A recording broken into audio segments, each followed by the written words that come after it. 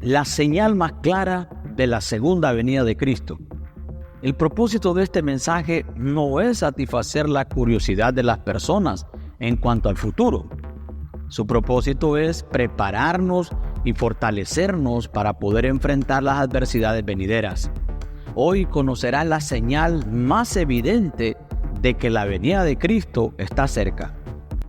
No necesitas ser un experto en la materia. Iremos a la Biblia y encontraremos esta señal fácilmente. De hecho, muchos hoy en día no le dan importancia, pero tanto Cristo como todos los que escribieron de la pronta venida del Señor la mencionaron enfáticamente. Quiero que prestes mucha atención a los versículos bíblicos que estudiaremos rápidamente hoy. El primer texto sé que muchos lo conocen.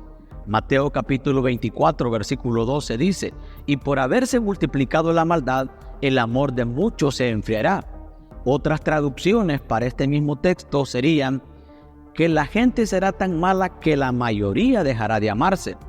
Otra traducción podría ser: abundará el pecado por todas partes y el amor de muchos se enfriará. Este versículo lo encontramos dentro de un contexto donde el mismo Cristo se encontró hablando acerca de los últimos tiempos. Y lo que Él nos está diciendo aquí es que antes de su segundo regreso y del fin, habrá un aumento de la maldad, constituyéndose así en la señal más evidente y más visible en nuestra época. La maldad en nuestros tiempos se ha multiplicado y el amor de la mayoría se ha enfriado. Pero para que entendamos esto, necesitamos responder la siguiente pregunta: ¿qué es lo que se ha de multiplicar en los últimos tiempos? Lo que se ha multiplicado es la maldad. En otras palabras, ha habido un aumento de manera desbordante, como una cadena que no deja de crecer y como una pandemia que infecta a todos de la práctica deliberada y sinvergüenza, temor y sensibilidad de toda clase de pecado, llegando al punto en que a nadie le importa si se le hace daño a los demás. Aumentará la corrupción en general en todo el género humano. Las naciones y todo el mundo se pervertirán. Con el aumento de la maldad, los hombres pierden toda sensibilidad a lo bueno, a lo justo y a lo amable. El pecado enfría el amor hacia Dios y hacia todos los demás. Según la Biblia, el amor es lo único que nos impide hacerle mal a los que nos rodean. Pero sin amor no habrá nada que nos impida hacerle daño al otro. Te vas a sorprender de lo que dice 2 Timoteo capítulo 3, versículo 1. También debes saber esto, que en los postreros días vendrán tiempos peligrosos. Los postreros días comenzaron después de la resurrección de Jesús y seguirán hasta su segunda venida.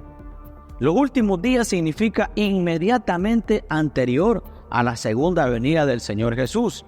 También deberíamos preguntarnos, ¿por qué habrá tiempos peligrosos? Habrá tiempos peligrosos porque la maldad se multiplicará, debido a que habrá hombres amadores de sí mismos, ávaros, vanagloriosos, soberbios, blasfemos, desobedientes a los padres, ingratos, impíos, sin afecto natural, implacables, calumniadores, intemperantes, crueles, aborrecedores de lo bueno, traidores, impetuosos, infatuados, amadores de los deleites más que de Dios, que tendrán apariencia de piedad, pero negarán la eficacia de ella. A estos evita. 2 Timoteo capítulo 3, versículo 2 al 5. Romanos capítulo 1, 29 al 31. También nos habla del carácter de los hombres en estos tiempos peligrosos, donde se ha multiplicado la maldad. Y dice, estos están atestados de toda injusticia, fornicación, perversidad, avaricia, maldad, llenos de envidia, homicidios, contiendas, engaños y malignidades, murmuradores, detractores, aborrecedores de Dios, injuriosos, soberbios, altivos, inventores de males, desobedientes a los padres, necios, desleales, sin afecto natural, implacables, sin misericordia. Cuando los hombres tampoco temen a Dios, no tienen consideración con otros hombres. De este tipo de personas estamos rodeados todo el tiempo. Esto hace que no sea difícil discernir que lo que la palabra de Dios dice se está cumpliendo. Estamos en los postreros tiempos, tiempos muy peligrosos, pero a la vez crece nuestra esperanza del pronto regreso de nuestro Señor. Los tiempos son peligrosos porque los hombres con el carácter mencionado los hacen peligrosos. La maldad día tras día se multiplica y los seres humanos se aman menos entre ellos. Pero no nos extrañemos de esto, porque nuestro Señor y los apóstoles hablaron y dijeron que precisamente así serían estos tiempos. Así también fue como en los días antes del diluvio y previo a la destrucción de Sodoma y Gomorra. Dios intervino y en esta ocasión no será la excepción. Génesis capítulo 6, versículo 5 dice: y vio Jehová que la maldad de los hombres era mucha en la tierra, y que todo designio de los pensamientos del corazón de ellos era de continuo solamente el mal. Y Lucas capítulo 17, versículo 26 al 30 dice: como fue en los días de Noé, así también será en los días del Hijo del Hombre. Comían, bebían, se casaban y se daban en casamiento, hasta el día en que entró Noé en el arca y vino el diluvio y los destruyó a todos. Asimismo, como sucedió en los días de Lot, comían, bebían, compraban, vendían, plantaban, edificaban, mas el día en que Lot salió de Sodoma, llovió del cielo fuego y azufre y los destruyó a todos. Así será el día en que el Hijo del Hombre se manifieste. Y si esto es así, ¿cómo deberíamos vivir nosotros y cómo deberíamos esperar al Señor?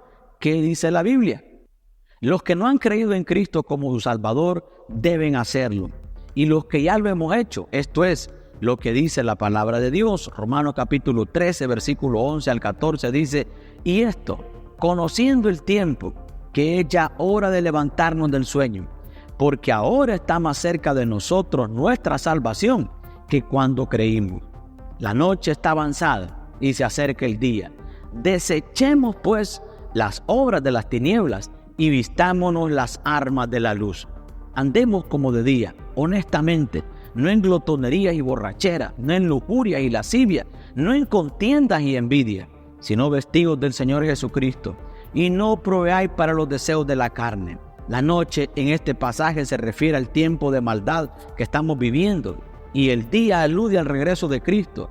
El día señala la venida del Señor con la que todo será iluminado.